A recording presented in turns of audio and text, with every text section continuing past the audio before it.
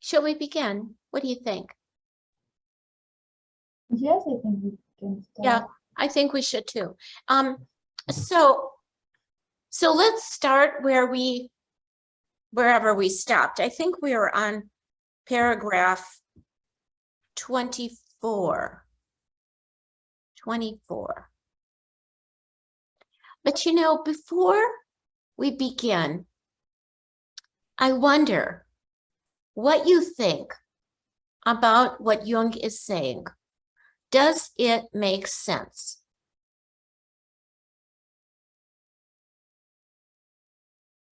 Can you apply it in your life? That's what I wonder.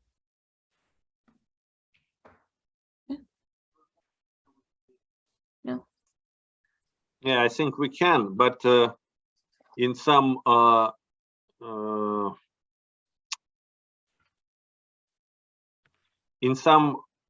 cases, the risk is we're getting too much closer to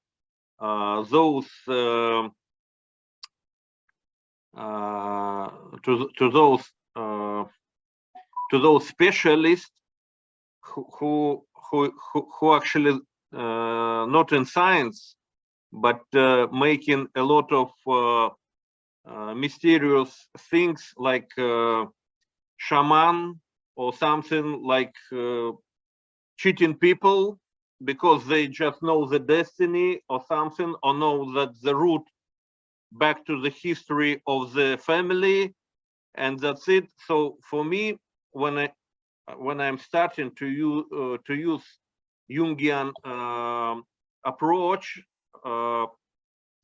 some people say, well, it's too mysterious. It's going to those people who actually, I would say, not very scientific, but too much mysterious, I would say. Well, in this case, there is a quite thin borderline, and for some people who actually very attached, I would say, to psychology approaches, but in some areas they're starting to be suspicious that if I'm really psychologist or I'm a cheater, trying to push them like this. I don't know how it is in English, but in our culture there is some kind of я не знаю, как там всякие колдуны, там мошенники, там, которые на этой почве там разводят. Magician, frauds. Fraud, is that what you said? Fraud. Yeah, but you know, what you are speaking about happens everywhere. So what you can hear in Russia, I would hear also in the United States. But the issue is, if we look at paragraph 24, Jung answers exactly what you are talking about. He says, the essence of the symbol is to contain both the rational and irrational. So Jung says that he doesn't deny science, nor does he deny the more mystical areas of being, because that is part of our life, both of them. And the quest and the symbol combines the two, making it very powerful. The people who say, you are not scientific, there is no science behind it, are maybe they're afraid of this more mysterious part of what it is to be a person, or they have trouble symbolizing and making alive what is already alive, recognizing the ancestors, the forerunners, the feeling that we have. And Jung is honoring that.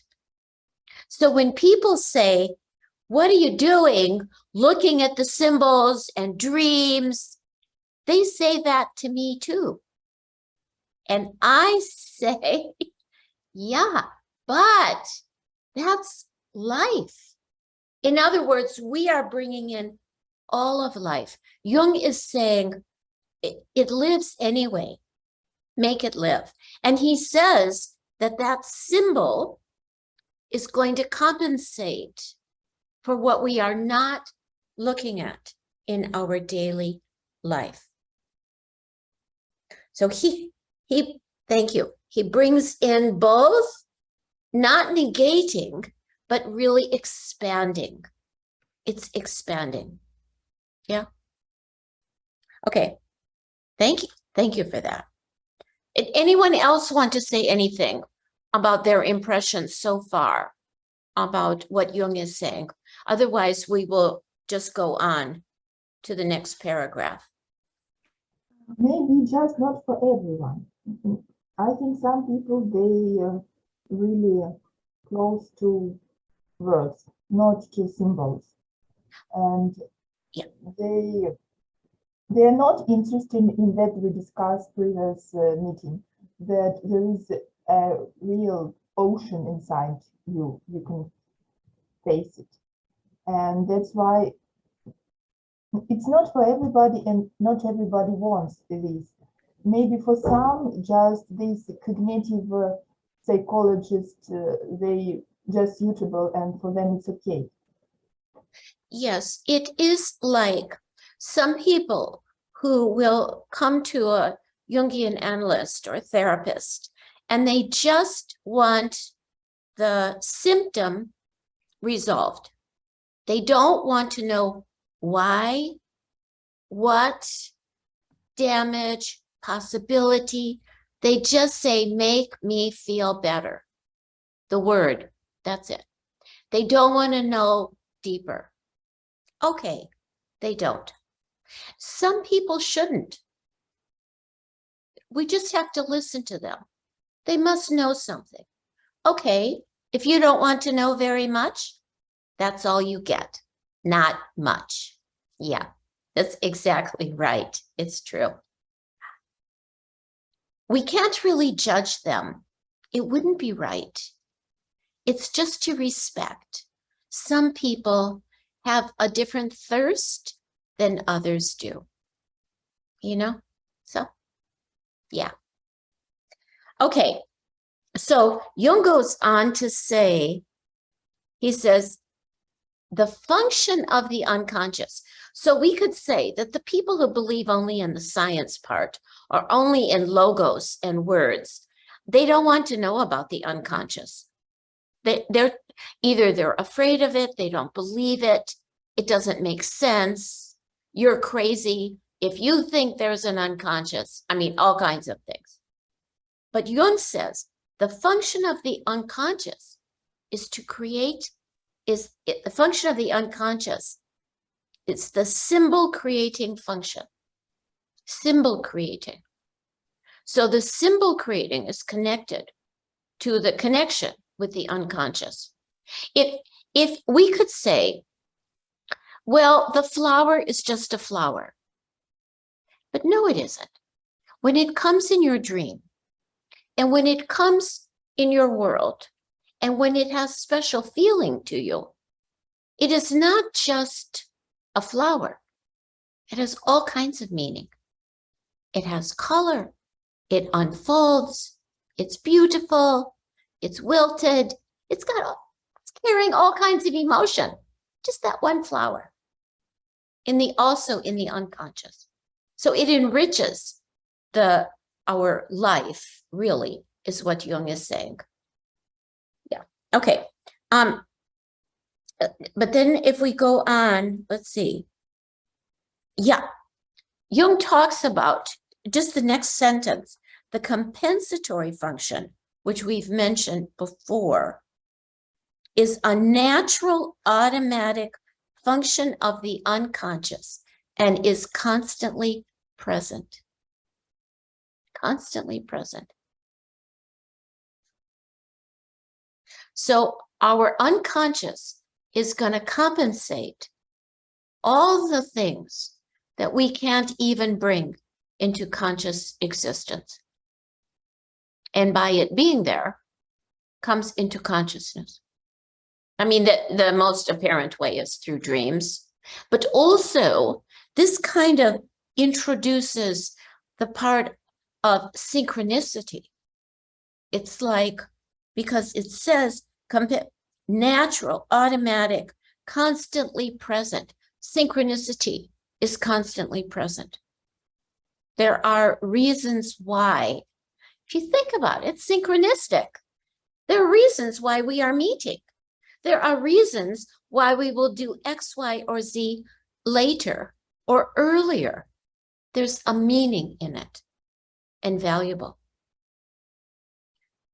Yeah, okay. So Jung says on paragraph 25 in the middle, there are things which we have repressed and suppressed, deliberately ignored and devalued. They accumulate in the unconscious and begin to disturb consciousness. I'll bet if we think about it, if all of us remember our dreams of yesterday, this week, they're gonna show us feelings, ideas that we have repressed and suppressed into the unconscious. Think about it. Thoughts we might have in the day, we go, oh, I can't think about that. Okay, maybe we need to not suppress. I mean, we all do kind of automatically, but it gets stored. In other words, it's always there. It's always there. It doesn't go away. It doesn't go away. Jung speaks, going down farther. Yeah. Here's the other piece why people do not want to admit about the unconscious, because, as Jung says, it contains the dark springs of instinct. You know, a lot of people are afraid of instincts because they think it will be too wild, or it'll be too upsetting, or you should be in control. But when you're not in relation to the instincts, that's when things go off. You know, even if you have dreams of animals, your dog, cat, parakeet, I don't know, something, that represents the instincts. And when you dream about them, they're saying, remember about the instincts. Remember about your instincts. Don't forget about them and listen to them. They come up even in the smallest ways, like the instinct to eat, to want to nourish oneself, the instinct for beauty, the instinct for movement. These are all instincts that we really want to pay attention to. Yeah. I give you an example. Maybe you'll think of one too. But just yesterday, I was speaking with someone who really doesn't move, does not move, doesn't leave the house, doesn't move in the house. As a result of not listening to the body's instinct for movement, this person is suffering respiratory problems. Do you follow what I'm saying? So naturally, if you move, that's part of us as people. We have to move around. This person is just sits in front of the computer all day long. Doesn't move, also doesn't clean the house, also doesn't go anywhere, and also, so everything is shut down. All the instincts suppressed and repressed, causing sickness, physical sickness. So if you don't listen, you get sick. Yeah, that happens. Yeah. Does that make sense? Yeah. Anyone have a comment?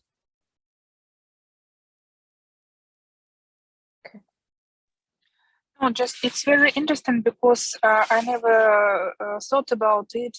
If we less some part of our life with that missing, we less our instinct. That's exactly right. Mhm. So the instinct to move, the less you use it, goes into the unconscious, and then you stop moving, and then you get sick because you're going against nature. And Jung is talking about listening to nature and to what is natural for us. And it's not just a physical stop, it's a mental stop and an emotional stop. Yeah. I want to add my personal example because many years ago I lost a smell, and now I don't have it.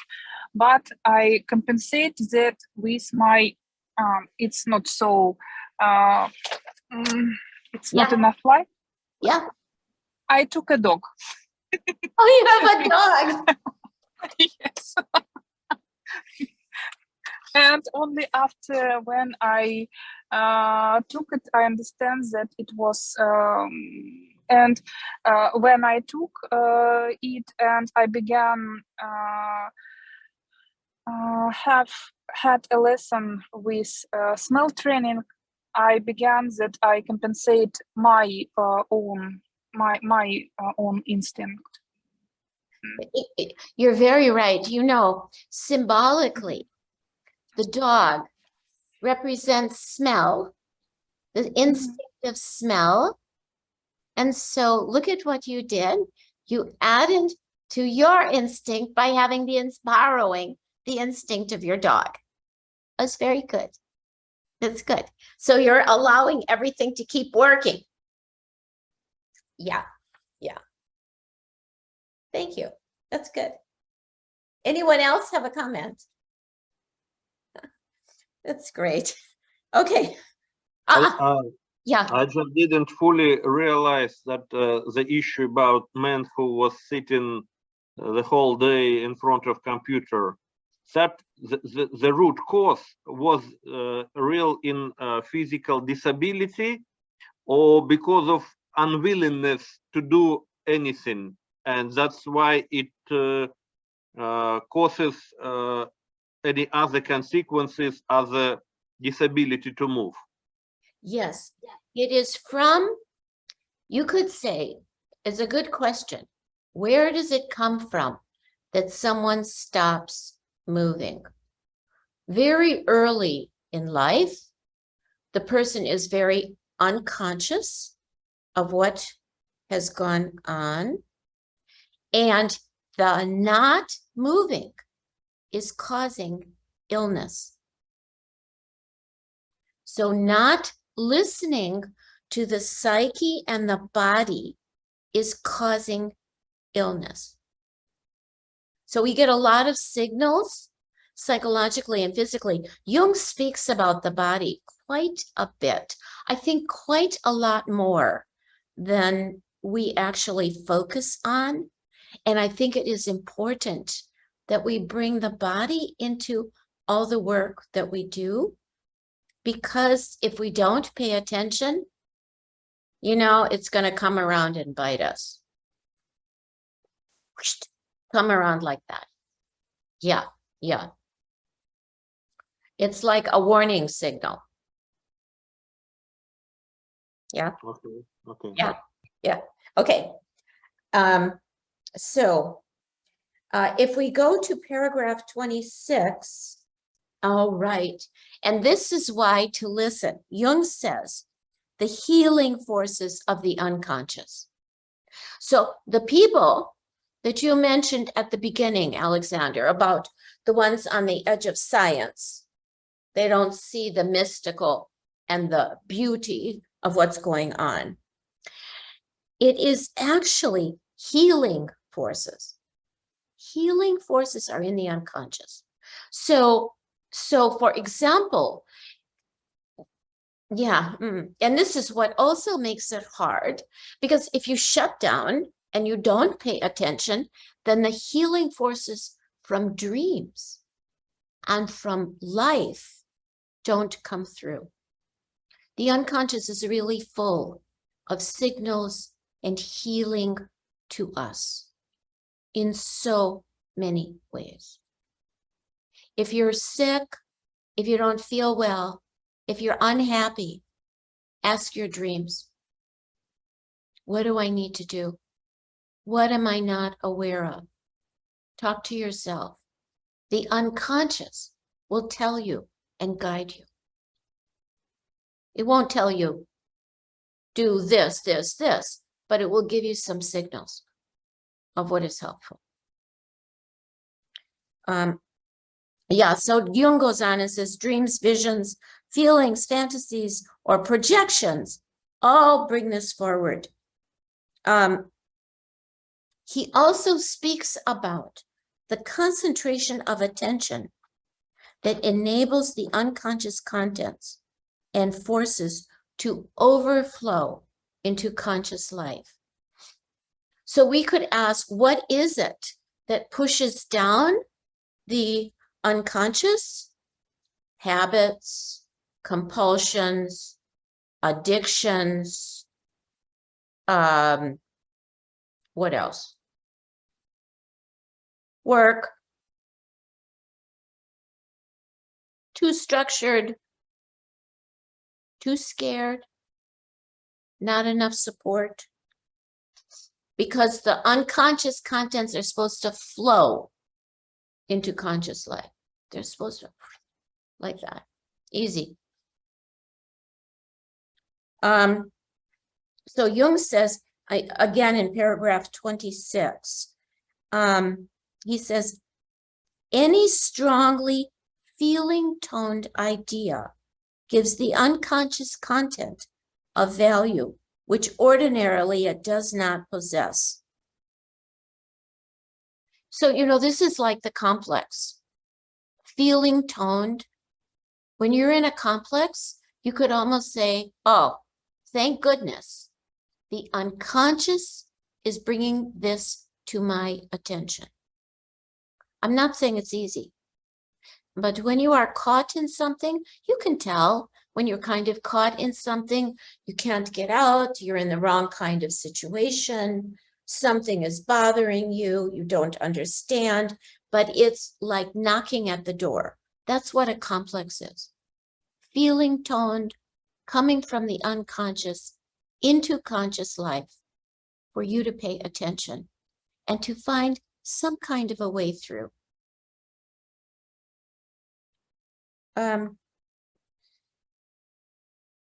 So then if we go on to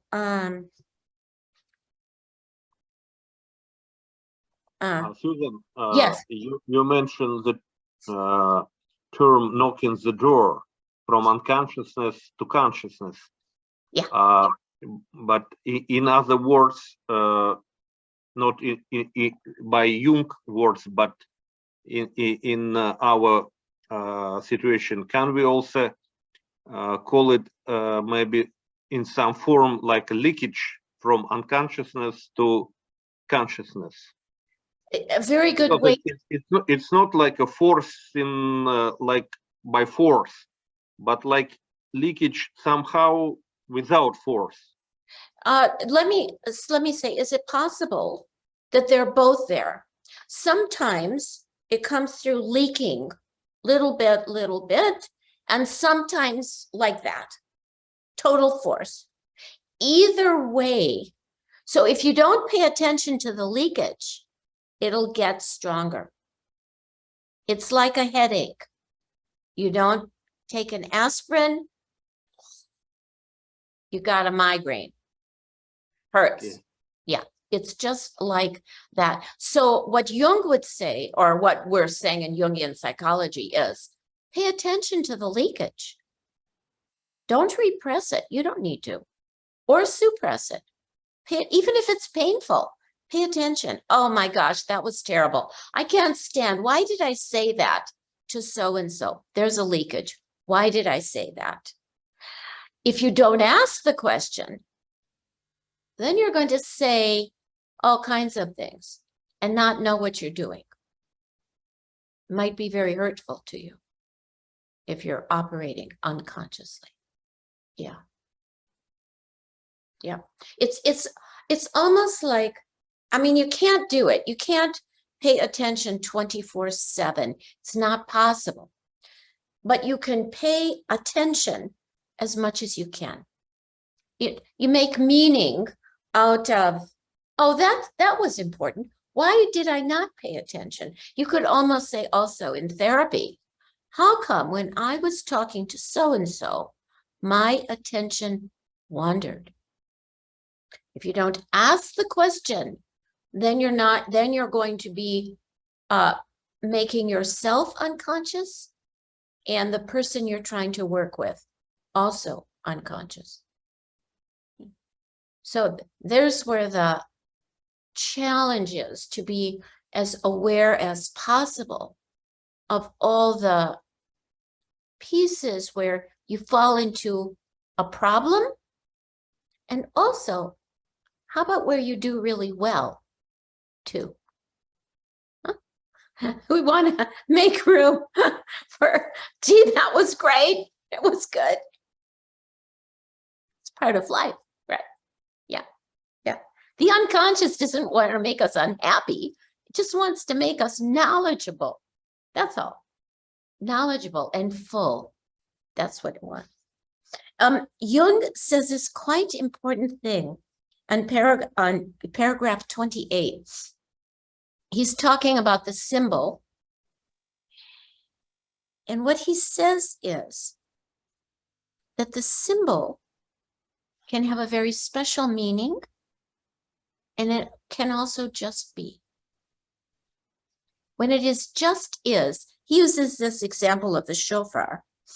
When it just is that ram's horn and nothing special and no significance to it, except it's just a ram's horn, that's the end of it. The ram's horn with significance is special in certain religions. It's special at a certain time of year, denotes a certain feeling. So the symbol, when it's really alive, is like an accordion. It just keeps going, going, going, going. And you have a feeling about it. You know, if it's just a thing, you don't feel so much. And then it's not really carrying all that the symbol might. So Jung makes quite a distinction here. He talks about it lots of places, but the symbol alive is the one that has got a lot of meanings. The symbol alive. Yeah. Okay. So here we come on 29. Again, to what you had said earlier, Alexander, about what about these people who believe in science and not in the largeness of the unconscious. Jung says one needs willingness to understand. He talks about the dream content symbolically. One needs willingness to understand. In other words, you have to be open and say, I don't understand. I do understand. I want to understand what doesn't seem reasonable. For instance, I don't know, have any of you read Jung's Red Book? Have you looked at the pictures? Yeah, okay, if you look at the pictures, not just of the Red Book, if you look at art, Jung talks about art here too. If you look at art, poetry, literature, statues, they all carry symbolism. Because each of us is going to look at that piece of art or that literature, that painting in a bit of a different way. And so the symbol carries a whole lot of content. Therefore, it's very rich and it's reflecting the unconscious. The other thing I would say is that, as an example, someone yesterday in a dream had a picture like on a wall, and the picture started to move. So the picture itself was carrying movement of feeling, of ideas, of all kinds of projections that this person would have onto their dream. But what I'm saying is that the dream content symbolically had a great deal of meaning because it was a painting, it was particular to this person, it was moving, quite special, causing one to pay attention. So those are just a couple of examples of where the symbols appear. Anyone have a comment? Something that so far I have missed and you would like to comment on?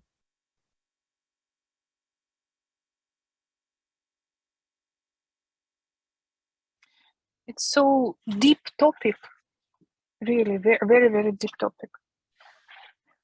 And from beginning of our meeting, I still thinking about words of Alexander, when some people don't want to look to unconscious, but at the same time, they want to know what is the, I don't know, maybe what is the future, what is the, what happened right now with them. But they don't put the attention to that part of life. And at the same, and the symbol, for me, it's very symbol has many, many levels. And from each level, we can speak long, big history about that meaning, about that, I don't know, maybe period, about that part of life or person. I don't know. It's very, very deep and many, and take and give us many information. I agree with you. I would say also that it's a little bit like reading Jung. You can read Jung 1,200 times, not just Jung, a lot of people. You can read them many, many times. Each time you find something different because you are different. Now, there are people who will not put in that labor, who will not put in the time. They want to go and have a drink at the bar, or they want to have a party. I'm not saying you shouldn't, but they want to, I don't know, watch some stupid show on television. They want to veg out. They don't want to go deeply because, as you say, it isn't easy, but it's much richer. For struggling through, it's much richer. Let me also add to what you were saying as well, which is that each of us is going to have a different association to that symbol. So even as you showed your dog, each of us will have a different association to the dog, right? Because maybe we had a dog, maybe we don't have a dog, maybe we same kind of dog, different dog. Maybe it reminds us when we were 5 and we fell down and nobody helped us but our dog. So it's got stories and stories and stories to each symbol. It even, you could say, some of the famous art in the world. So many people go to St. Petersburg. They go to the museum. But each of them are going to have a different feel to it. And that's valuable because each one is true. Each one is true for them. So I think this is what Jung is also talking about, is valuing the individual impressions and feelings, but giving them a space, giving them space. Yeah. Does that make sense? Let me also ask you, when I don't know if I asked you this before. When I asked you about reading this, did you all have a copy in Russian? Did you? Like, you're we reading just it. translate. I see. So you only have English copies? Okay, so this is why I say this, and it relates to what we're talking about. So Jung is difficult in one's native language. So you are reading Jung in a not native language to you, and Jung has so many layers to it. So you've got layer on layer on layer. Oh my gosh. I wonder, is there a way that you can read Jung in Russian? Would it be easier? Well, we have books of Jung in Russian, certainly, but I think, I don't know, my motivation is just to have kind of common words with my foreign colleagues. Okay. To talk the same language. That is my motivation. But I think I used to read Jung in Russian, and it was quite, I think, good in understanding. Yeah. But the problem was that terms conversion is not maybe the same when No. I'm trying to I know. use English words. Okay. I want to say, I'm sorry that I didn't pay attention. I don't know how we could get it to you in Russian. I don't know. I just want to respect the fact that each of you are reading many layers. You're reading in English, a very difficult passages, and you're having to kind of contemplate it in Russian and then speak in English. So here's you're enacting all the layers of the conscious and unconscious and this world of the symbols. Wow. Okay. You all should be very pleased that you can do that. I mean, really, you should get a prize for that one. Okay. So if we go on, Jung, in the next paragraph to 32, he's got this long dream about this woman and the difference between the bull and Christianity. I don't know what you thought about that. I don't know if it had meaning for you or not. I don't know. I didn't think we should exactly focus on it, except to talk about the animal inside of us. Yeah. Elena has an animal right next to her, but we all have the animal inside of us. And what Jung speaks about, this is at the bottom of paragraph 31. He speaks about again, the animal or the instinct split off from consciousness. The animal split up. The denial of our animal selves split off from consciousness.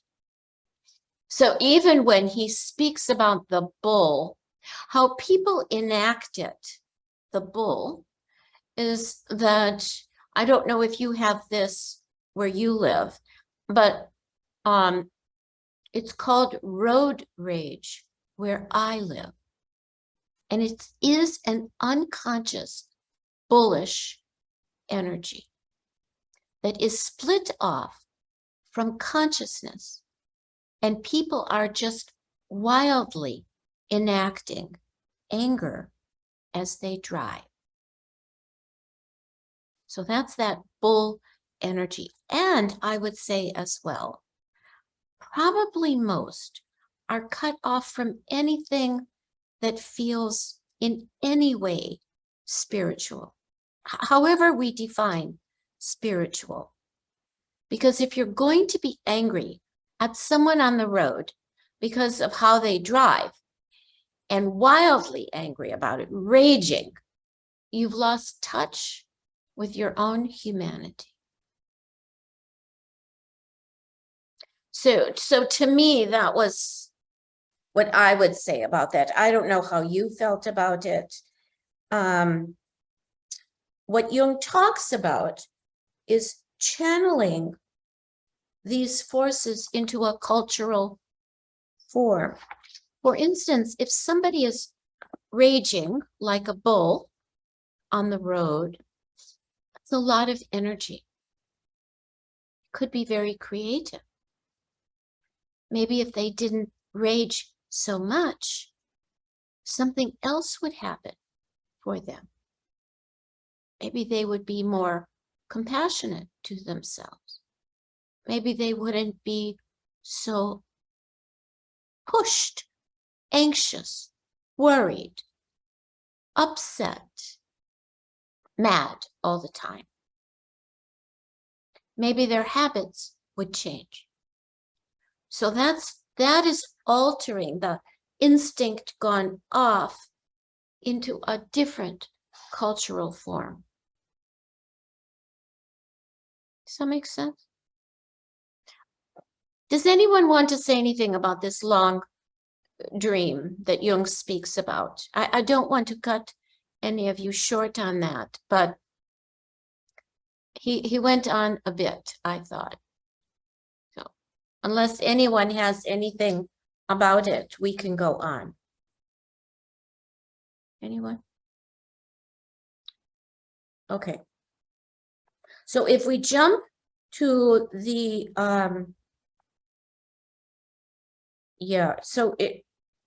towards the end of paragraph 32, Jung speaks about, he says, by being repressed into the unconscious, the source from which it originated, the animal in us, only becomes more beast-like. And then he says the repressed animal, not the animal, but the repressed animal, bursts forth in its savage form when it comes to the surface, and in the process of destroying itself leads to international suicide. So Jung actually, through the chapter, is moving the individual into the culture, the responsibility to pay attention to the unconscious inside of ourselves, so that the unconscious in our wider world is paid attention to. That's what I meant about the example of the road rage. If we pay attention to our upset or what is going on, we will not act out in the world our upset, and maybe we won't kill that person in the car that we're mad at. So that what Jung is saying is consciousness of the world also begins with each of us. It gives us an opportunity and responsibility to manage all of our energy. Not deny it, manage it. Don't you have road rage there? You don't call it that? Do you call it road rage? Where people on the road, they're driving like crazy. Yeah, okay, okay. And is it a thing? Do people talk about it? Yeah, okay. Usually people who behave themselves in that way, aggressive, they usually don't pay attention, not even to their conscience, not even to their unconscious. It's the kind of people that we are speaking in the beginning, that they want to get maybe pills, maybe just easy solutions. Exactly. And those would be the people who do not believe in the unconscious. They would want an easier solution because that fits for their life. Exactly. Yeah. And it isn't really right to, kind of, what should I say, promote the unconscious. It's just that we want to be aware of it. The more aware we are, all the people that we come in contact with also pick it up. You don't ever have to say a word. They'll pick up your search inside for more complex answers rather than a simple do this, do that. They'll pick it up. I'm sure you all have friends, some of whom respect the depth of the unconscious, and some, nah, that doesn't. I don't pay attention. It just is. But Jung is saying it is so valuable that we are in touch with not just the unconscious, but the instincts that are there, the animal parts of ourselves, the more raw pieces of who we are, because they have wisdom. They have wisdom, and they teach us. Yes. Thanks to you, Susan. I've got a good association Okay. that Okay. the man who is driving crazy actually, in Jung's language, is the bull inside the herd. Exactly. And also true. Yeah. Yeah. Herd, you know this word, herd? Herd. Bulls? Yeah. Yeah. The Yeah. herd contains of many bulls. That's exactly right. Yeah, and when this man is driving crazy, so this man is like one bull inside the herd, and everybody is crazy on the road. That's But it's just like a purposeless movement. there it is. The purposeless movement is the lack of connection to the unconscious. Exactly right. The other thing that you mentioned is the man. So the stereotype of the masculine is the bullish nature. Bullish stereotype. I'm saying stereotype. Only one way. Only angry. I need to beat out all the other bulls. It's classic. I'm not, but you see, under that is the unconscious. I don't feel good enough about myself. If you feel good enough, you don't have to beat anybody. You just drive along. If you feel lousy and you have to deny it and repress it and suppress it, then you're going to drive like a bull on the road and you're going to hate everybody on the road. You scream and yell at them. And even you'll pull out a gun and shoot them. So that's what happens. That's what happens. People just, I'm mad, I'm upset, I'm whatever, I have my gun, bang. Happens all the time. From unconsciousness.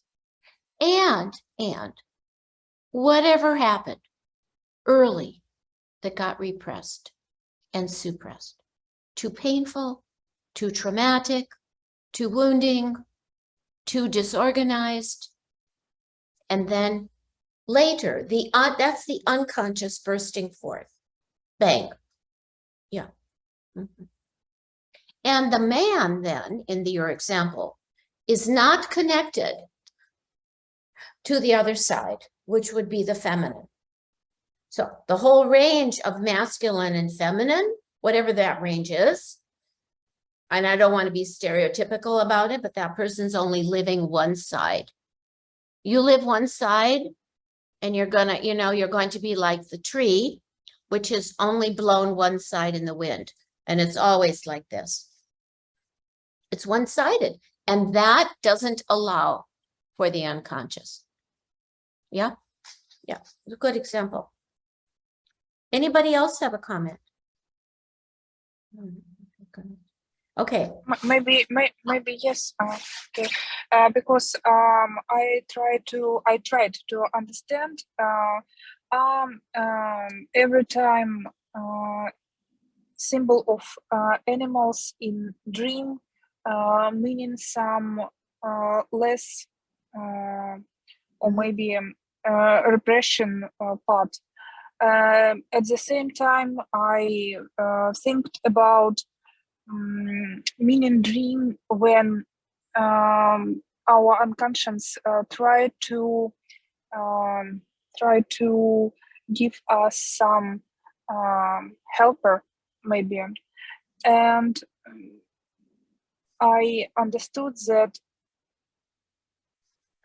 for example, in dream, I communicate with some animals in good way. I communicate in good way with some animals, and this I understood that okay, if unconscious gives me that example, in that point, in that day, in that part of my life, I lost a communication with that power. And maybe I'm wrong, but now I understood that always when I see something in my dream, it means okay. When we speak about animals, yes, it's speak about losing communication with that maybe instinct or with that power. So you're saying, can you say it again? Are you you're asking something? Yeah. No, it's just my process, thinking process. Okay. Yes. Yeah, but you describe your process, which actually is a process that many of us also experience. So if we have that animal in the dream, we could say, wait a second, what is it trying to tell me? You don't want to, some people look at the dream, if there's an animal and say, oh, that's some undeveloped part. Not really. It's actually can be a part that is saying, you haven't developed this part. Here I am, pay attention. So the animal symbols, or any symbol in the dream, is to bring attention to what you're not paying attention to.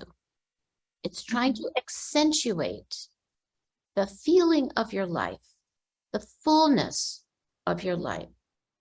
That's what the unconscious does. But it's not just the unconscious. It's conscious and unconscious coming together, making sense. Even when you have some symbol in a dream, in life, something happens, you don't understand it, it's okay. The next time it happens, maybe you'll understand it. Because you can say, I want it to come back. I lost it. I want it to come back. I don't understand. That is why when people have the same dream for 20, 30 years, which is not uncommon, amazing, 10 years, that they haven't exactly figured out the meaning of that symbol, and that symbol keeps on unraveling its complexity to that person. So the symbol, so I give you one example. In addition to what you're saying, someone had a word that came to them like a symbol but an auditory. So auditory symbol. 40 years ago. That symbol, that word keeps coming back periodically, unraveling each time. It isn't boring. It is much more, what does it mean now? What does it mean now? And I want to, because we're almost out of time, the word is, and it kind of fits, given it's almost the end of the year, the word was immortality. Can you imagine? So they heard the word immortality through the unconscious, boom, came forward, and that word has repeated itself periodically in analysis, outside of analysis. The reference to it has been there. It's almost like a line of this person. What does it mean? The person doesn't completely know, but whoever knows what immortality means, it's like endless and not possible. Endless and not possible both. It's very big. And I mention that because here's the conscious and unconscious coming together in a very powerful way and leading this person on into themselves for years. It's amazing. Not unusual, just amazing. So we're out of time. I think we meet again mid-January. And I want to wish you all a wonderful holiday. And May 2023 be wonderful for everybody. Okay, take care. Stay Thank you well. very much, Susan. Stay well. Bye. Yeah. Thank you very much. Have a good Christmas. Yeah, Do. have a good coming Christmas with all symbolism. With all the symbolism, it's loaded with symbolism. Exactly. Take care. Bye. Bye. Bye. Bye. Thank you. At all.